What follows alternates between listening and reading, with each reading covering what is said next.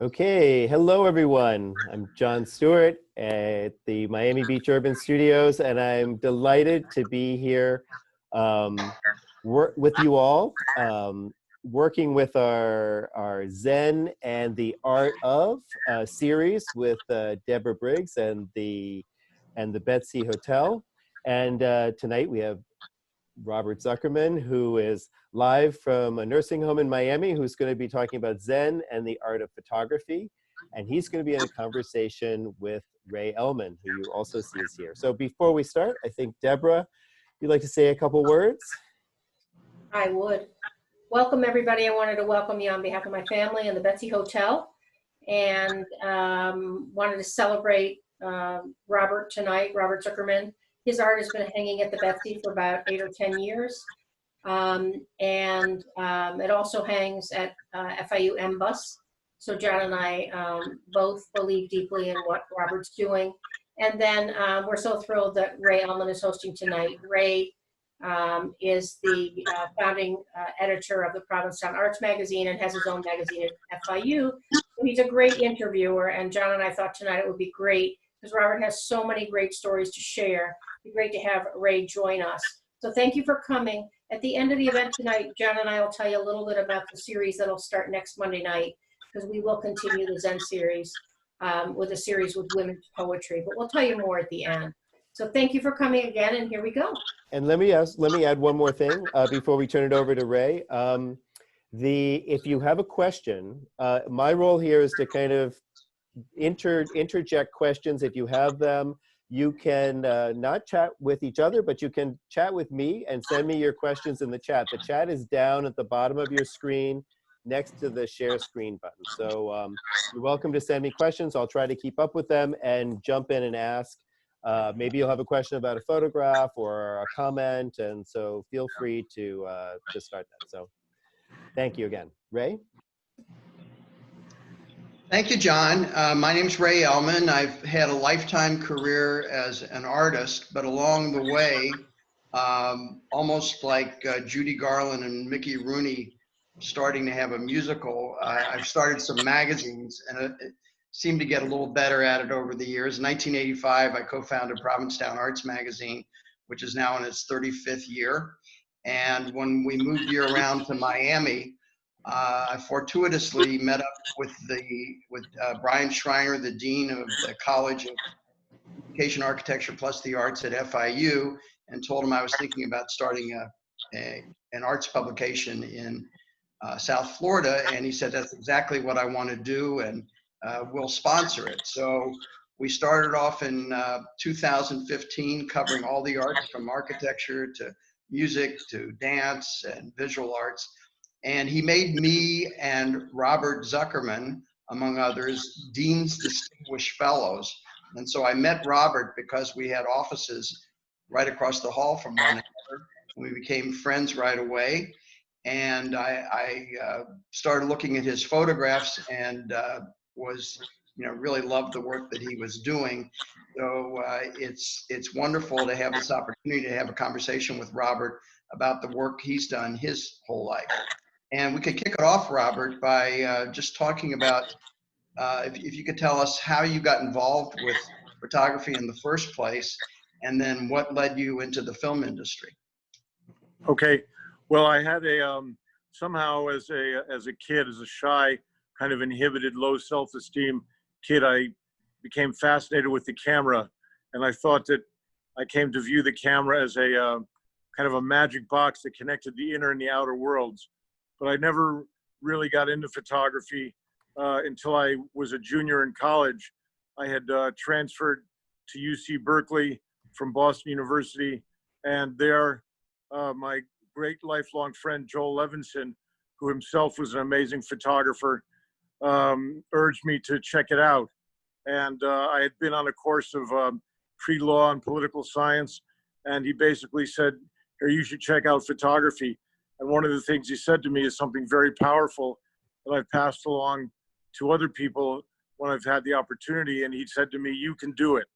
And I found that I really loved photography, making imagery, and studying the masters. So anyway, that's how I got into it originally. at UC Berkeley. Then that was in the late 70s. Then I kind of kept photography as a hobby and was really pursuing a career in the film world, but I never really connected in a creative way. It was more tangential jobs, like at RCA Video Discs, and I had a job running a stock footage library in LA in the late 80s. And then I was a partner in my own production company, a small production company in Los Angeles that wasn't working out. So after a year, I left the company and took up, what am I going to do now? So I said, okay, I'm a photographer. And I just kind of declared myself a photographer. I made up some promo cards, and eventually I had a couple of jobs. My first job was shooting a jewelry ad for Giorgio Beverly Hills, and I did a couple of other jobs. And then a friend of mine who was a secretary to a big TV producer named Patrick Hasberg invited me or asked me if I wanted to do unit photography or set stills, production stills on a TV show they were producing. It was something called Sunset Beat, which was about these 4 cops who disguised or dressed as Harley Davidson riding bikers, but they were undercover cops. So that was my first job. The show never made it to the air, but they filmed a pilot and like 3 episodes, and then they pulled the plug. I think it was. Well, wait, I'm going to stop you there because we have a surprise photo to show. So maybe, John, you could show the photographs that Robert was doing early on when he was still at UC Berkeley, and then we can jump to the show, to the production that he was talking about. Ray, do you see them now? Yes. Okay, great. And there's something with your sound. Does somebody else have a phone on or something, Ray? When you're speaking, there's a little bit of a, no, nothing? Okay. No, I don't think so. All right. Cool. Take it away. Go ahead, Ray. Sorry. Well, so Robert, if you want to talk about these and then lead into the photo, the photo that you took on that first production work. This image was made in 1977 when I was at UC Berkeley, and I had a work study job at a place called the Multimedia Center, where it did photography, and then in that day, 16 millimeter film services for different departments of the university. And there was a really nice Rolleiflex twin lens reflex camera that I was allowed to check out. And this image was in the back of my apartment building one morning. The clouds were just as they are, and there were these 2 shirts hanging on a clothesline. And I just love this image because it was something that was inspired. I was very into, there was a photographer named Jerry Uelsman, who was back in the 70s, did amazing things in the darkroom that, one would think would be Photoshopped today, very surreal or super real. And so this photograph is named Eternal Shirts. And over the years, for instance, in 1994, there was Project Angel Food, which was raising a benefit in Los Angeles, raising money for AIDS. And Mike Medavoy, then the chairman of TriStar Pictures, had them bring 20 or 30 photographs to his office of, big name photographers. And this was one of the pictures. And out of all of them, he chose this and bought it. And I think back then he paid something like $5,000 for it, which, in my career arc, that was a lot of money back then. I didn't get the money, but it was nice that it, raised money for a good cause. So then if John, if you could move along with the images, and let's get to that one from the production company. Yeah, this was also made in 1977, and it was when I had gone back, driven cross country from California to my home in Connecticut, and these were 3 chairs that were by the side of a tennis court on the street where I lived, and I used a flash on the camera to photograph them, and that exposure balance caused the sky to go a little darker than it was and the chairs to stand out. And I called this picture, which I titled back in 1977, it's called The Presence of Absence, because I felt that you could feel the spirit of the emptiness in the chairs. And then, drum roll. Yeah, now we go to the next one. So this was the first job I got on that TV show, Sunset Beat.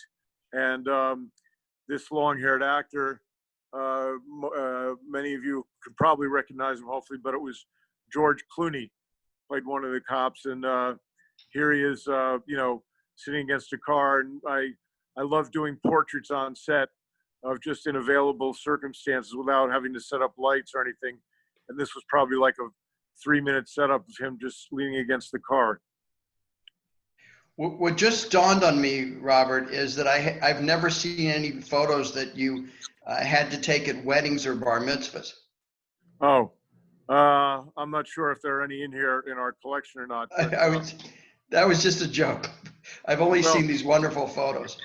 But actually, in 1976, I went to photograph it was hard to photograph a wedding, and I was just really at the very early stages of starting, and I only brought one camera with me, and the camera jammed, and that was when I really learned the lesson of always, whenever you go on a job, bring backup with you, backup everything. So anyway, but from this was like my beginning in doing photography on sets. And then we go to the next one, please, John. If we can, yeah. And this is a photograph that I was in late the fall of 1990. I was assigned by Premiere Magazine to go on the set of this independent film that was being made called The Linguini Incident. And it was a low budget film, but it had an amazing cast. And if you look in the foreground, there's Rosanna Arquette. Next to her is, behind her is Marlee Matlin and David Bowie. And behind them is Buck Henry and Andre Gregory are the names. And I used this set piece, which was a stairway with this kind of fluorescent or neon stair railing as the set, because I didn't want to take a lot of time with lights. I wanted to find something, and this worked out really well for this group shot.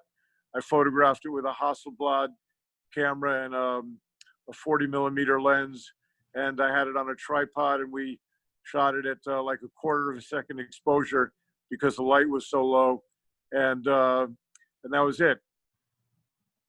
And can I just jump in? I was just going to jump in here and ask if anybody wants to have a question for Robert or Ray, just send it to the chat and it will come to me, and I will, or send it to me in the chat and I will pass it along. Okay. And then, so then you, as John pointed out to me, you probably, he said you probably couldn't have photographed David Bowie on the same day that you took the next photograph we're going to look at, right, because his hair looks so different. But I think you said it was the same day, right? No, it was not the same day. What happened was the previous photo on the stairwell was for the assignment for Premiere Magazine was, I think, sometime maybe in November of 1990. And the production was going to go to New York for the final week of filming, but the budget was so low on the film that they couldn't afford to bring their still photographer with them. The still photographer is a great photographer named Gary Farr, and so I cut a deal with I got on with the producers, and I said I'll go for no pay if you just fly me back to New York and get me a hotel room, and because I wanted to see my family back there. So this was in December on a very kind of blustery morning at Coney Island, New York, and David Bowie was just standing around. I refer to this portrait as David in between cigarettes, because he was just, he was just looking off, and I just happened to get this, and to me, it's one of my favorite portraits, and that's it. So that was it. But a quick thing is, afterwards, I was in, my God, here I am with David Bowie, so intimidating, but he couldn't have been more down to earth and more professional, and really attentive and present. So, and sorry. No, I was just I thought there was a pause. I have a couple of questions from your eager audience. Okay. One is a very important one, whether David Bowie's hair just stayed like that. No, I just caught that. It was, it was blustery and windy, and I just happened to catch it like that. It didn't stay like that. That was just, caught at a, probably 200th of a second by the camera. And the other one was somebody who asked whether you embraced digital photography, and if you did, was that an easy transition? And maybe that's something you'll get to later. Yeah, I mean, that's soon, because this was 1990. I really embraced digital photography probably in the early 2000s, like around 2000. I think is when I really got into it, 2001. Anyway, a couple of months later, I was back in Los Angeles with my then girlfriend, and we were out eating at some fancy sushi restaurant in La Cienega, and David Bowie walked in with Iman, and he saw me across the room, and they both came over to my table, and we talked for a few minutes. I just thought that was really indicative of his character as a person. It was really great. So if you can move on to the next one, John. So these aren't meant to go together as a triptych. They're actually 3 separate photos, but we put them together because they're all poets. And this is National Poetry Month. And I think all 3 of these hung, Robert and I had a joint exhibition at the Betsy for National Poetry Month, I think a couple of years ago. And I think all 3 of those were hanging in the at the Betsy. And I remember you had a great story about being with Leonard Cohen, and Right. Can you tell that story? Sure. Well, it was 1993, and I was assigned by Venice Magazine, which was a long-running arts and entertainment magazine in Los Angeles, to photograph Leonard Cohen. And I went with Andre Ridgway, who was the interviewer. I was to do the photography. Andre was to do the interview. And we went, and Leonard had an office in a house in Hancock Park of Los Angeles. And we went in, and he was very, very gracious. And he gave me about an hour to do the photography. And then we all went into his office, and he sat behind his desk, and Andre and I sat at the other side. And he put out 3 shot glasses and poured us some fine scotch. And he said, okay, now we're ready to do the interview. So that was the story of Leonard Cohen. And, it was just such a great honor, because I grew up with Leonard Cohen, and he helped me get through many dark nights as a teenager and, as a young man in my 20s. Did you live across the street from him? I had sorry. Go ahead, John. No, I was just going to say that while you were talking, somebody came on and said that you are, I hear reverb when I'm talking from somebody maybe on your side. But anyway, that you are a stills idol, and that you're a legend. And this guy, Brian Douglas, said he's so thankful for you, Robert. Just wanted to let you know. Well, Brian is an incredible photographer, and he's, part of the current generation. He's done some amazing portraits on set of people. I appreciate it. We're friends on Facebook and part of different forums together, but Brian is a great photographer himself. So, my man. What were the circumstances that set up the Maya Angelou shoot? Okay, well, that's an interesting thing. Goes back with my younger sister, Patty, half-sister, who had a undiagnosed genetic disease, and she eventually became quadriplegic. But she was a big fan of Oprah Winfrey's. And, when her disease started in late 1989 and it progressed through the 90s, I kept trying to get Patty in touch with Oprah, and it never happened. I would always get back these polite form letters. And then as my career grew in the film business, and I developed a good relationship with Will Smith and his company, Will's chief of staff, Jonathan Babatunde Bey, I asked her if she had any connections with Oprah and she could help me. So she connected me with Libby Moore, who at the time was Oprah Winfrey's chief of staff. And I had, this was like in 2006, she connected me, and I sent 3 copies of my book, hindsight to Libby, and I got back this very nice letter, handwritten note from Libby, thank you, and blah, blah, blah. I didn't hear anything for about 6 months. And then one Sunday afternoon in the fall of 2006, I was just hanging around and my phone rang, and it was Libby calling me from Chicago and telling me that she had been so busy that my book had been sitting on her coffee table for 6 months, and that she finally opened it and she'd been crying for the last 3 hours.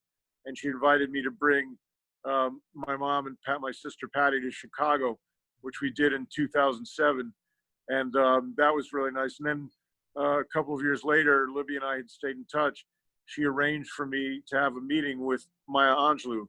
So in June of 2009, I was in New York, and I went to Dr. Angelou's brownstone in Harlem and spent an afternoon in her apartment, and it was pretty amazing. So that was how that happened. It was set up through Libby Moore. And you had some kind of, there was part of the story about her looking out the window at something across the street. I can't remember the details. Well, when I got to her brownstone, she was sitting around her dining room table with some people and talking. And I went in her living room, and that big red sitting chair, which was facing the center, and I turned it around so she'd be lit by the light coming in from a window.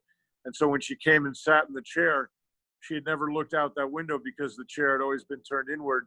Now it was turned facing out. And she looked outside and she saw across the street a sign on another brownstone for sale. And she, in her deep voice, she said, "Oh, that brownstone building is for sale. Maybe I should buy it."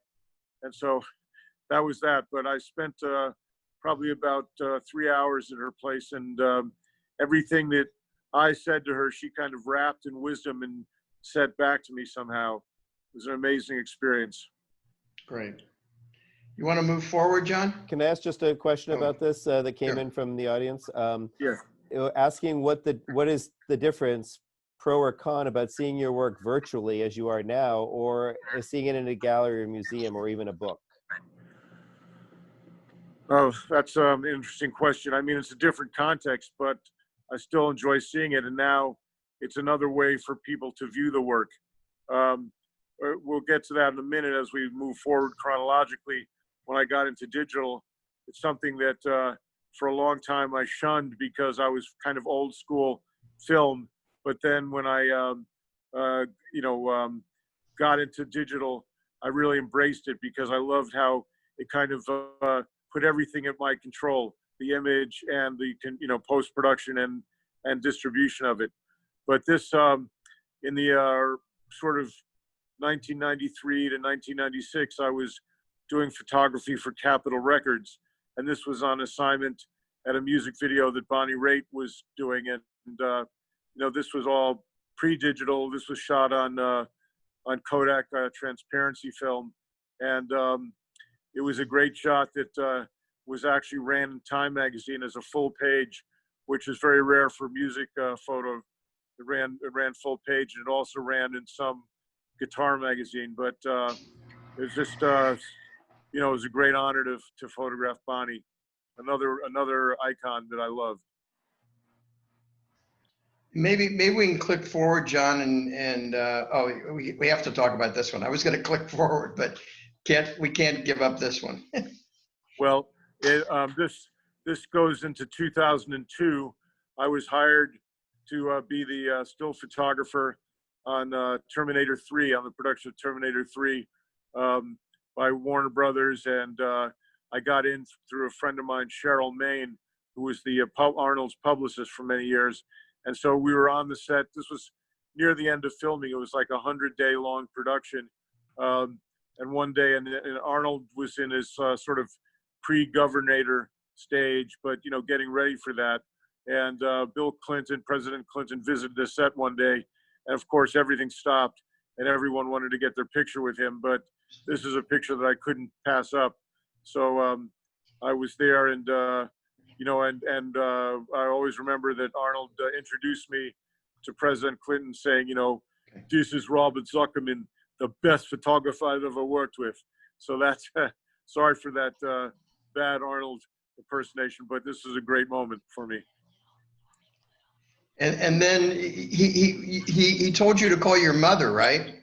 Oh yeah, this was another day when we were filming in the soundstage, not here, but one day we were on the soundstage downtown LA at LA Center Studios, and Arnold looked over at me and asked me, Robert, do you have your cell phone?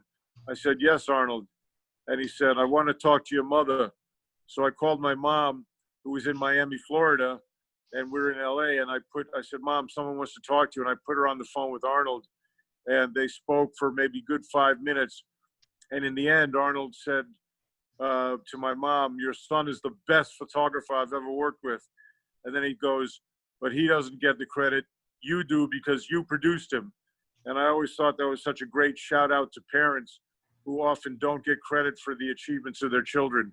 So anyway, later on, years later, when my mom was in a nursing home in a decline, she used to like it when I told her that story. I would repeat it to her, and then and I said, and I would go to the last line, well, he doesn't get the credit, you do, because you produced him. And she'd go, yes, that's right. And so anyway, that's the history of that story. Okay. So can we go to the Moving next on, one? John. So that's my sister Patty, who, as I said, became quadriplegic. Probably her disease progressed to like by 1999. This was in 2002. And in 1995, I had worked on a film called Unhook the Stars with David Thornton, who's one of the actors in it. And David Thornton is married to Cyndi Lauper. So it was great because Patty had always been a fan of Cindy's.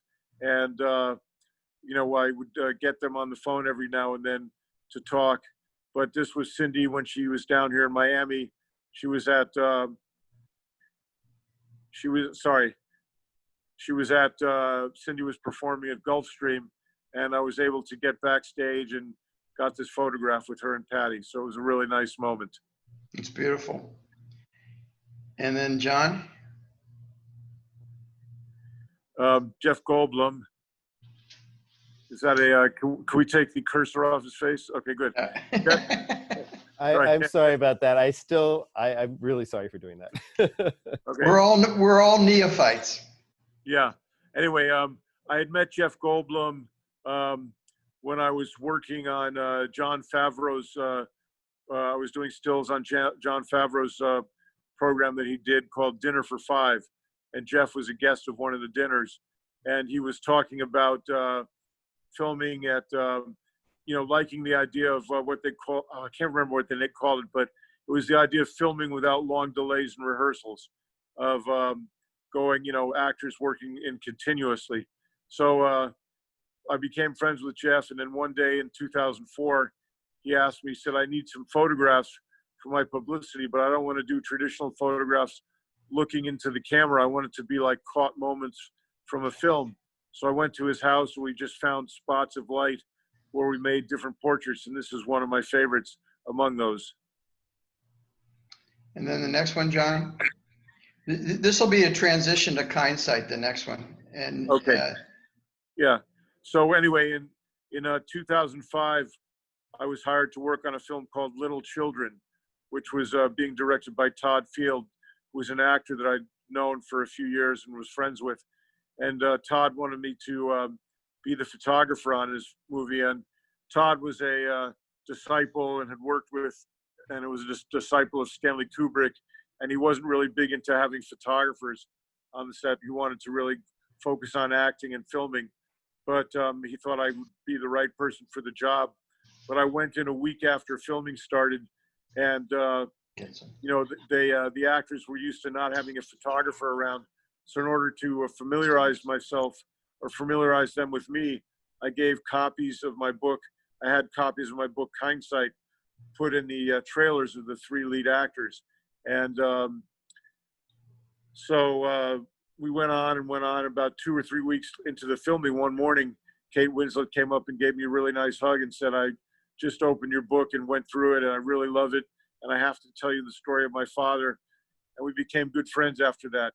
And a few years later, in 2008, I was invited over to her apartment in Chelsea area in New York.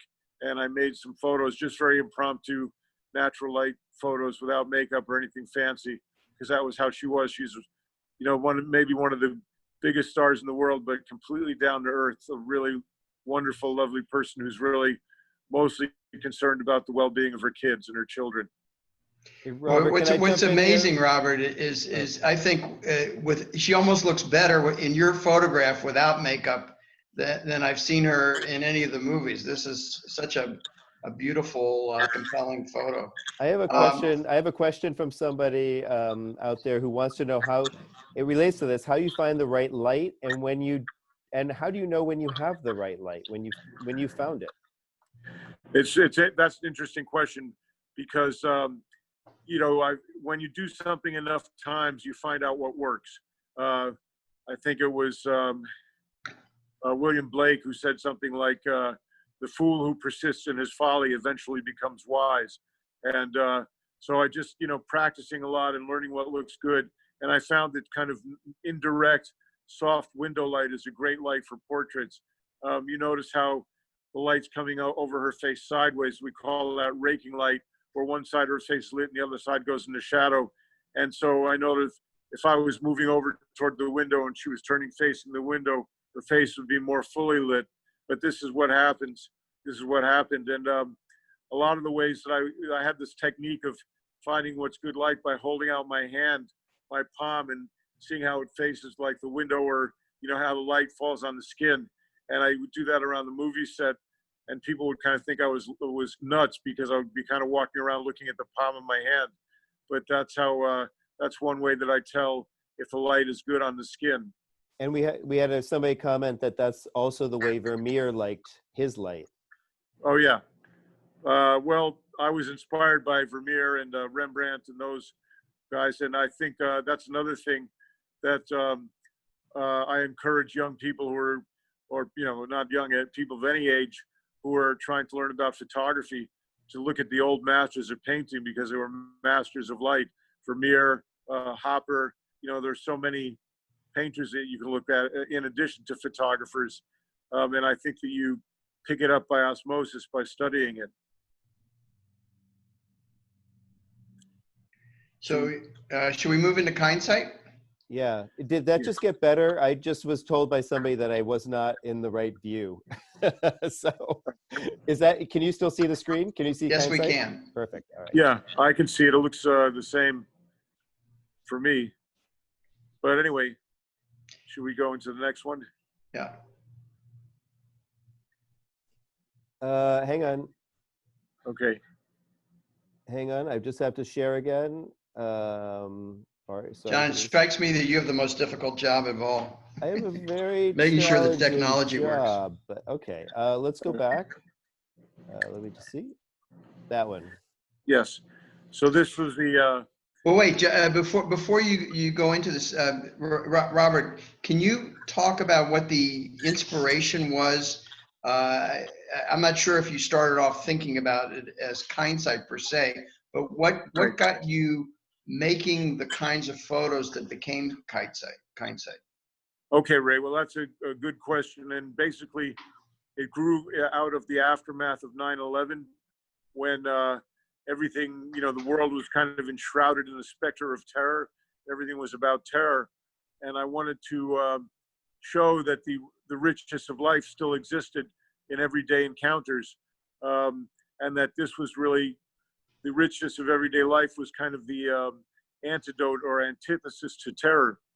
So what I began doing shortly after 9/11, this was in early 2002, I began making photos of just random encounters and moments in life, and making a photo and a little paragraph beneath it, kind of prose paragraph describing the encounter and encapsulating it. And I began emailing these pieces around to friends and associates. It was, you know, there was MySpace, but there was really not. It was a couple of years before Facebook, and but I began emailing these around, and I would get amazing response just because they were so personal. In fact, one time I emailed around some big movie poster that I had shot, and someone responded, "Well, that's a nice poster, but I like the stories better. And so I knew that I was really touching a chord with people. And so after I had accumulated, over 100 of these pieces, and I had been getting encouragement from people to make it into a book, I approached many publishers with it, but a lot of them were photography purists or saying, you can't have images with text and so forth. But finally, I showed it to a friend of mine, James Crump, and James had been the founder and publisher at a really high-end coffee table book company called Arena Editions, based in Santa Fe, which had folded, and then he kind of reemerged in New York. And I showed this to him, and it touched a chord with him. I showed him my dummy book, and he took it to the Frankfurt Book Fair, and it was very well received there. And so that led to a publishing deal. It was a small run, but I think there were 3,000 books sold, which sold out in a year. And I did a lot of book signings, a lot of radio and TV appearances, and it was even listed on the Pen American website. It was listed as for like three years running as the best book read this year list, not viewed, but the best book read. So I felt good about that. Can I jump in? I've got a question. People are really responding very well to this. You have a good friend, Mr. Z, who wanted me to shout out to you. Hello. Oh. But somebody asked how you arrive at your terrific titles. To be honest with you, I had a different title for this when I was first starting it in 2002. I had but I knew it was a working title. I had called it Transmission because it's about the transmission of spirit. But then, like most ideas that I have, it's just walking around, or I was still walking at that point, but or just kind of going around. And I think that's the best way to get ideas, just kind of walking around and thinking. And it popped into my head one day as I was, I think it was when I was in New York City. It just popped into my head, hindsight, and I got lucky on that. Robert, when we were talking this afternoon, I've been looking at this image for 5 years, and you said something about the image that hadn't even occurred to me because I'm dense, and it deepened my appreciation for what you've accomplished here. So could you talk about this particular construct and the different things that it symbolizes? Yes, exactly. Well, this image was taken on September 11th, 9/11, but 2004. So it was the 3rd anniversary of 9/11. And there was a peace march that was going from, I think, Boston down to Washington, D.C. It was a long event, and a group of people were marching for peace. And they were in New York, in this area. And God, I'm just blanking on it. What is the park that's on 14th Street on the east side around Union Square? Union Square Park. Yeah. Union Square. So where they used to have a lot of union rallies. Yeah. Oh, okay. But anyway, I was in Union Square. I was leaving the office of James Crump, where he was. He had an office right near Union Square, and I was walking through the park, and this peace procession was there, and these they were putting out these little glow sticks like candles along the path of their procession, and these 2 young boys were there and their parents, and I asked the parents if it was okay to photograph them, and they said yes. And so I said, okay. And it was getting dark out. So I said, hold the glow sticks up to your eyes. And so it illuminated their face enough to get this photograph. But then I also, realized that the glow sticks were kind of symbolic of the Twin Towers at the same time. But, then James Crump took this dummy book to the Frankfurt Book Fair along with this cover mock-up that we did. And it was very, very well received. And, the German people called it Kinsicht, which was, about these children with glow sticks. So that's basically the story behind it, Ray. Should we move on, John? And this is I'll be quick about this. Is the hindsight piece that I did in 2006. It's called Cloud Hypothesis.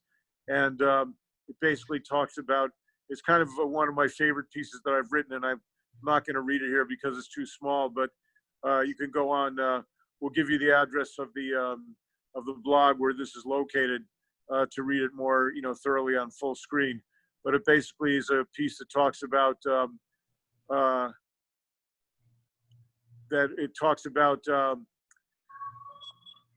that these clouds that if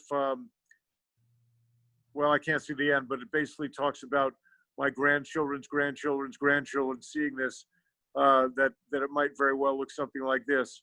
And so this was one of my favorite pieces. If we could move on to the next one, we'll get through this here.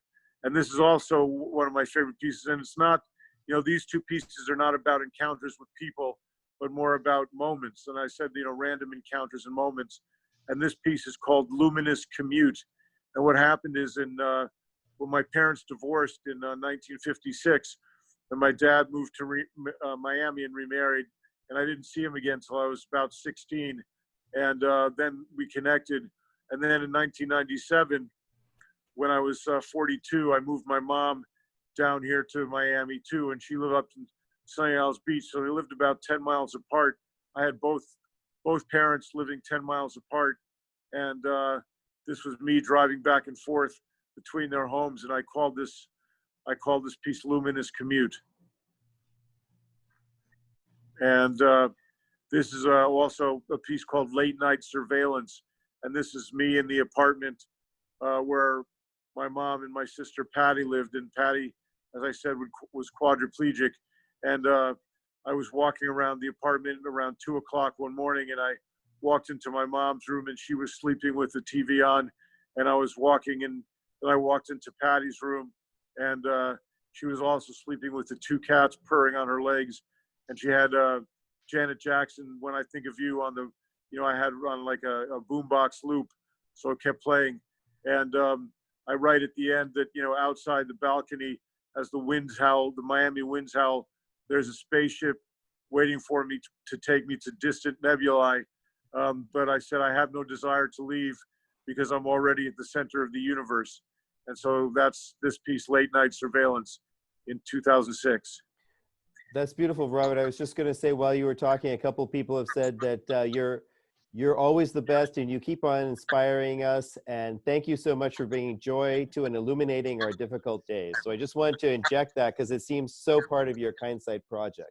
Oh, well, it is. And that's another thing about photography. I learned early on in my career that one of the main ingredients of my photography, and I think of almost any vocation that people have, is to have good intention. And my intention with photography is both, when I did a lot of headshots in Hollywood, was to help people with their career. I think even though it's an invisible element, it's a very important element to have good intention, whatever you're doing. And so my intention with Kindsight was to transcend differences among people and to show that everyday life and that life is rich. So that's a good observation that person made. Let's go to the next one. This one was made in 2011 at my home in Los Angeles, my then apartment in Los Angeles, which was a second floor walk-up. And the title of the piece is called My Daily Everest. And I had been diagnosed. I was still able to walk, but with great difficulty. And I had been diagnosed with this genetic disease that I have called adult polyglucosan body disease, abbreviated APBD. And so I would come home from grocery shopping or whatever, and I'd have to get up these stairs. And I say in this piece that when I moved into this apartment in 1989, I was able to bound up the stairway like 3 at a time in a matter of seconds. But now getting up the stairs, or, at the time of this photograph, it took me maybe like 5 minutes to pull myself up the stairs one at a time, and especially when I had a basket full of groceries or something. So that's why I call this my daily Everest. Can I ask you one other question here, Ray, that somebody in the audience asked? They asked if you could mention who your heroes in the world of photography are. Oh, me or Ray? Yeah. You. No, I'm sorry. I was just... Nobody cares about mine. No, we do care about you a great deal, Ray, but this is really about Robert. So. No, Yeah, I if you, mean, Robert, if you had heroes. oh boy, there are so many. I mean, you know, going back to the 18th, the 19th century, Julia Margaret Cameron and some of the early photographers, Steichen, Edward Steichen, Edward Steiglitz, Robert Frank, you know, Ansel Adams, Irving Penn. Oh boy, and I'm just blanking out now. But there are many of them, and even today, gosh, I mean, I love Annie Leibovitz and what she's done with portraiture. So many, Eugene Smith, Eugene Smith. I don't know. I'm on the spot here, so I'm blanking out. But there are many Okay. people who have influenced me. I'm going to save you with another comment that says from somebody who said, you are a master of light and you convey a great deal of warmth and humanity at the same time. So it's just a, well, I thank that person. and somebody else said Lisa Law. Is that, Yes. okay. All right. Shall I go on to the next one? Yes. Yes, please. There we go. So this is Robert's new series, and I think the whole concept of it is so brilliant, and the idea that you went from hindsight, which was triggered by 9/11, to this Planet Portrait series, which is triggered by our current pandemic, is just remarkable. Oh, well, thank you. I mean, it's an inspiration that came to me in the same way that other ideas come. It just, you know, I guess I'm prone to sometimes having good ideas and believing them. And this is something that I've been doing for the last only about 2, maybe 3 weeks now, where I've been connecting with people in different parts of the world. And it's a very quick process. It's not a long, drawn-out thing where I maybe make 4 or 5 frames of someone via handheld devices in different parts of the world. And in this collage here, we have, you know, several places in America represented: Los Angeles, New York, San Luis Obispo, and then Menlo Park is here, and also, you know, Brooklyn. And then we have in different parts of the world, we have Paris, we have Brazil, we have Rome, Italy, we have New Zealand, and so that's it. And then San Francisco as well is in there. So it's something that, as I said, these sessions take maybe, you know, 5 minutes to do, to contact the people and then make them. But I think it's an important thing to be doing now during this, particularly in this time that we're in, to be able to connect with people who are in quarantine in different parts of the world and do this. So I'm not quite sure what I'm going to do with these photos, but right now I know it's an important mission to be on. So I'm continuing it. Well, in connection with how some of the other people on the call, on the Zoom, have mentioned your skill with using light, the idea that you're on FaceTime with people all over the world and you're getting them to adjust themselves so whatever lighting they have available works for making a good photograph is just incredible. Well, that's it too. I mean, it's, you know, again, I've had so much practice doing headshots in available light and getting portraits using available light. So I have the people, the subjects, you know, move to a certain spot where the light looks good. You know, we don't want, you know, really strong sunlight because that causes squinting and shadows, maybe more open shade by a window or something. And plus, these handheld devices that we have such a great deal of sensitivity, so that one doesn't even need to be in really open, bright light in order to get it. I mean, it's about, I say it's about quality and not quantity in this case. So I've even lit the person, like in the upper left, the woman, Vivian, who's leaning on her hand with her eyes closed. This was photographed by a bulb in her kitchen at night. So that's it's just something about making sure that the person is in good light, and then and making the photo. Can And I so, just, go ahead. Yes. I was just going to jump in because a couple of people have commented on this. I want to read them. They're very beautiful. A person says, Robert, you have a keen ability to incorporate feelings and emotions into a picture. Thank you for sharing your brilliance with the world. You are a treasure. And somebody else says, Robert, in all the years I've known you, I've never seen you climb a single stair, but I've witnessed you help many others walk on dreams of thoughts. And somebody Oh, else wow. just says stunning. So really, congratulations. Oh, And well, somebody else has a question here. Have you embraced the iPhone camera? I'm sorry, have I what? Have you embraced the iPhone camera? Well, actually, now I have, and it's I kind of it's kind of like when I got into digital, I kind of did the made the cross and held it up like you did to Vampire. I said that wasn't for me, but once I got into it, I embraced it, and now for this project, the iPhone camera is really working for me.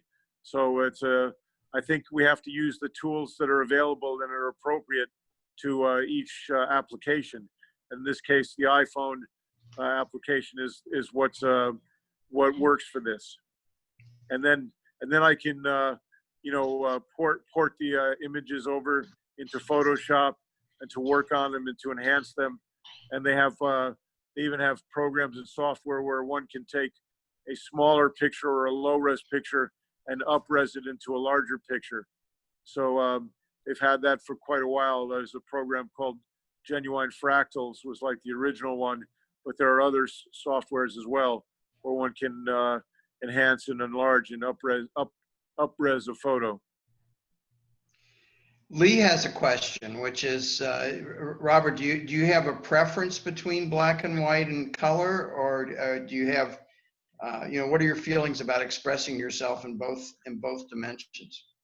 Well, I like it. I mean, what I say is that I try to let the photo or the image tell me what it wants to be, and that's kind of, I guess, here we are in the zen of photography, but that's the zen for me. I kind of let the image tell me what it wants to be better, and again, with Photoshop now, or with digital photography, you can look at it both ways and do things to it. So it's to me, it's a good tool, but I let the image tell me what it wants to be. Because as you can see here, there's kind of a mixture of both. Right. And they all work. Well, I think we're going to, Robert, this has been really amazing, an amazing journey through your photographs, which every day, stun me into kind of seeing new light in humanity. And I think what we said we were going to do is to kind of bring this to a culmination. There are more than 80 people on the call, or households on the call. We'd like to unmute everybody to give Robert a big round of applause. So I'm going to do that right now, and then we'll end the session. So, John, I just wanted to thank you. Well, yeah, I'm. Before we do that, I also want to thank everybody who's on this call. I want to thank you and Brian Schreiner and President Rosenberg and Ray, and of course the whole Betsy Hotel family, Deborah, Jonathan, Jessica, Zach, Leslie, and everyone at the Betsy Hotel. It's been great. And also, I want to give thanks to my business partner. I have a business partner now for going on a year, Amy Ambrosino, out in Santa Barbara, and also Valeria Gerritsen, Dr. Ava Ritvo. I could go on and on and on and on. And of course, as I said, my original mentor, Joel Levinson, who I don't know if he's even on this call, but he was the guy that basically said to me, "You can do it," and that's what I said to everyone here. Thank you. That's beautiful. Ray, did you have any last thoughts? Deborah? No? Okay, we're going to let Deborah. You're muted. If you'd like to say something, you're just muted. Do you want to unmute? Hang on. All right, there, you're unmuted, Deborah. After we applaud, I'd like to tell everyone about next Monday night. Okay. All right. Here Here we go. Unmuting everyone. Yay. Bravo, bravo. Bravo. Hello. Say how honored we feel.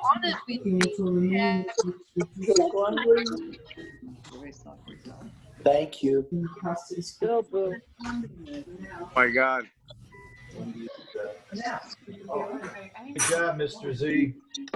Thank you, Mr. Z. Look, wanted to let you know, man. Lots of love. Thank you so much. Thank you all. I love you all. So is this everybody clicking off? Well, maybe they're turning off. So Are there any? not waiting to hear what she has to say for We're next just, Monday. yeah, we'll mute everybody and then, yeah. Florida. Thank you, Betsy.